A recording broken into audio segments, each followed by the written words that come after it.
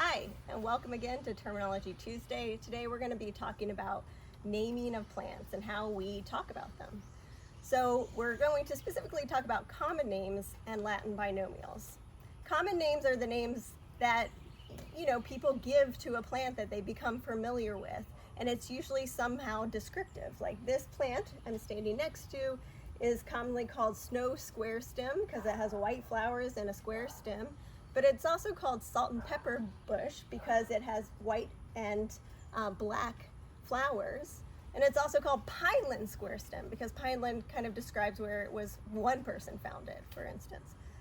But in order to know specifically if we're talking about the same plant, because common names are not standardized, they can vary from groups and regions and countries, we use what we call Latin binomials, and this is part of a classification system that we use for all living things. The Latin binomial consists of two words. So binomial just means to name, and the Latin binomial consists of the genus, the first name, and the species, the second name. So the Latin binomial for this plant is Melanthera nivea. The genus is Melanthera.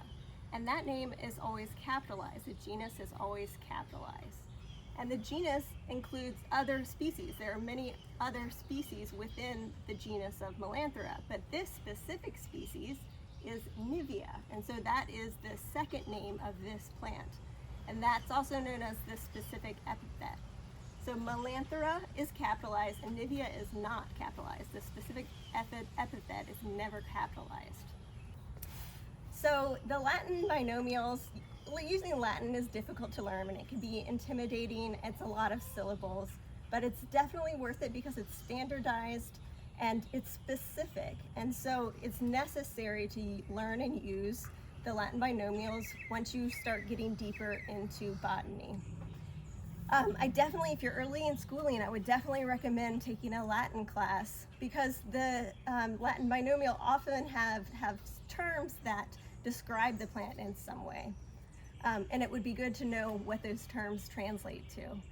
I never took Latin. My dad tried to convince me to take Latin in high school, and I was like, when am I ever going to use Latin? And now I use it every day. So definitely worth it because it's also the basis of our language as well, and those base words are part of our language. But that's it for today's Terminology Tuesday, and I'll see you again next week.